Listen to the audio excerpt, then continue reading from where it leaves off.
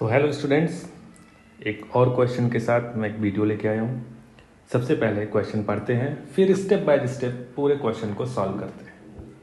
क्या बोल रहे हैं कि a rod of mass m is equal to 10 kg is hinged at its mid point on the top of the pedestal of height h is equal to 50 centimeter and mass m is equal to 250 gram.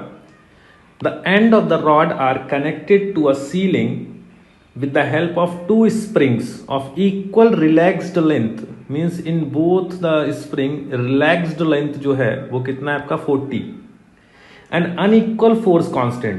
दोनों के force constant अलग अलग हैं, एक K1 है एक K2 है। अब बोल रहा है कि in equilibrium the rod stage at an unknown angle from the horizontal and the spring are vertical as shown in the figure. If the height of the ceiling above the floor is h is equal to 1.5 meter, then find the force of normal reaction between the pedestal and the floor.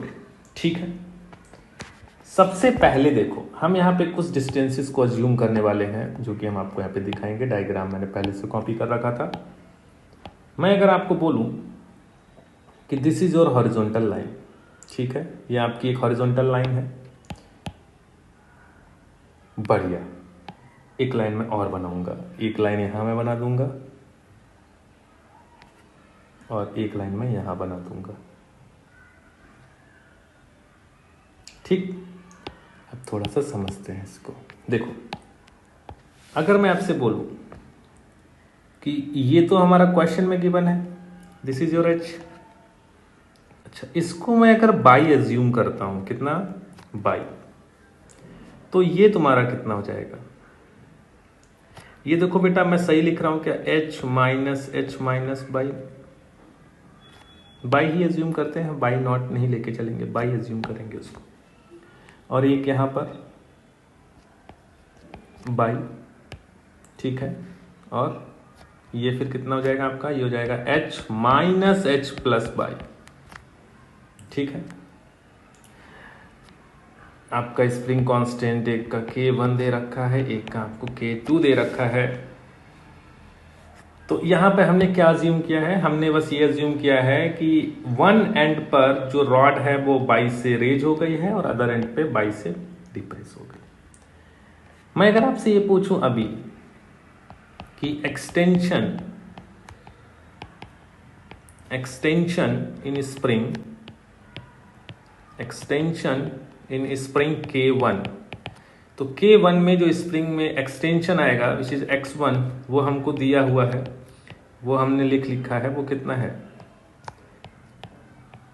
क्योंकि पहले initial length उसका L0 था ना, तो extension तो इतना ही आएगा। और अगर मैं बोलूं इन स्प्रिंग 2 या K2 वाला जो स्प्रिंग है उसमें आएगा आपका x2 which is equal to h minus H plus by minus L0। तो ये एक्सटेंशन आया, मतलब अभी जो लेंथ है माइनस इनिशियल लेंथ। अच्छा, अभी थोड़ा सा नीचे जाते हैं और अगर मैं आपसे बोलूं कि मुझे बनाना है उस रॉड का एक FBD, तो रॉड में आप थोड़ा समझना थोड़ा बेटा, यहाँ पर एक फोर्स होगा spring force which is K1x1, एक यहाँ पर भी फोर्स होगा विच इज K2x2। अच्छा, रॉड का एक मास होगा कैपिटल mg और यहाँ पर एक हिंज रिएक्शन होगा, मान लो उसको हमने बोल दिया रिएक्शन फोर्स बाई या r, बाई डायरेक्शन में है तो आप लिख सकते हैं। ये आपको पता है, ये आपका कुछ, अगर ये x है मीन्स इसको अगर मैं x0 बोल दूं तो ये भी हमारा कितना हो जाएगा, x0 हो जाएगा। और मैं अब कुछ नहीं करने वाला हूँ, यहाँ पे एक पॉइंट जो मैंने हिंज पॉइंट है O, मैं उसके बाद टॉर्क लिख रहा हूँ, टॉर्क को बैलेंस कर रहा हूँ, मैं लिख रहा हूँ T torque about O, zero होंगे, इक्विलिब्रियम में है, तो सिंपल सा आएगा K1 x1 x0 is equal to K2 x2 x0 cancel हो जाएगा। आपको एक इक्वेशन यहाँ से क्या मिलने वाला है, k1 x1 is equal to k2 x2। x1 और x2 की वैल्यू भी आपने ऊपर लिखी है, x1 है h माइनस बाई माइनस है, तो हम यहाँ पे रख देंगे। तो जो कि आपको दिखेगा h minus by minus L naught is equal to k2, और k2 है आपका h plus by minus L naught. ठीक है, अब यहाँ पर हम इसको थोड़ा सॉल्व करेंगे। तो मैं लिख पा रहा हूँ k1 h minus L not एक साइड कर लिया एंड k1 बाई एक तरफ कर लिया। सेम चीज़ यहाँ कर लेंगे, वो आपका आ रहा है h माइनस एल नॉट और k2 बाई। तो बेटा देखो यहाँ से हम लोग लिख पाएंगे k1 प्लस k2, बाई वालों को एक साइड रखा है मैंने, is equal to k1 minus k2 times h minus L naught. तो from here you will get by which is equal to k1 minus k2 upon k1 plus k2, and ये कितना हो जाएगा आपका h माइनस एल नॉट। बढ़िया, तो ये by आपका आ गया ना। अभी आपने क्या देखा था, फोर्स। अगर आपको फोर्स लिखना है, ठीक है, आपने यहाँ पे एक चीज देख रखी है कि दोनों फोर्सेस इक्वल आए हैं, k1 x1 आइदर, मतलब आइदर साइड आपका, आइदर स्प्रिंग में आप देखोगे तो फोर्स इक्वल है ना। तो अगर मैं लिखूं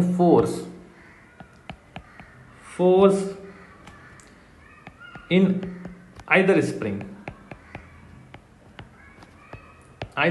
में अगर आपको फोर्स लिखना है तो आप क्या लिखेंगे, आप बोलेंगे बेटा F is equal to k1, आपके पास ये था ना h minus L not and by. अब बाई की जगह आप क्या रखेंगे, k1 minus k2 upon k1 plus k2 into h minus L naught.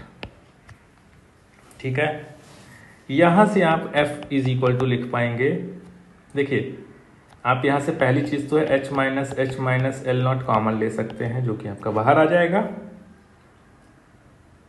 और k1, और यहाँ पे आप थोड़ा सा लिखेंगे इसको, तो k1 plus k2 minus k1 plus k2 upon k1 plus k2, LCM लेंगे। तो यहाँ से तुमको मिलेगा F इज इक्वल टू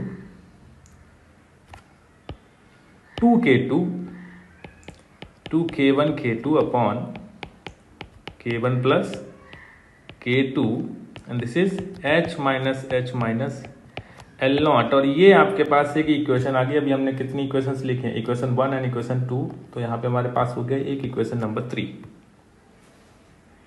अब अगर मैं पूरे सिस्टम का FDD बनाऊं तो आप थोड़ा देखेंगे कि आपके पास सिस्टम ये है, दिस इज योर सिस्टम। यहाँ पर आपके पास पेडेस्टल है। अब देखो यहाँ पे फोर्स F रहेगा, यहाँ पे फोर्स F रहेगा। मान लो टोटल जो वेट आ रहा होगा जो ग्राउंड में, वो आएगा capital M plus small m into g, और नॉर्मल रिएक्शन आ रहा होगा आपको N। और आपसे जो क्वेश्चन में पूछा है, अगर हम क्वेश्चन में जाते हैं तो आपसे क्या पूछा है कि find the force of normal reaction between, समझ गया ना यहाँ पे। तो अब आप देख पा रहे होंगे सिस्टम हमारा इक्विलिब्रियम में है, तो आप सारे फोर्सेस को बैलेंस कर सकते हैं। तो जब आप बैलेंस करेंगे तो लिखेंगे n plus 2f is equal to capital M plus small m into g, और you have to find out n is equal to capital M plus small m into g minus 2f। Put the value of f here and you will have the answer, and which is basically 4 k1 k2 upon k1 plus k2 and h minus L naught. So this is the answer which is given in your book Pathfinder. You can verify. तो next video भी लाएंगे हम लोग कुछ और मज़ेदार questions के साथ। Thank you.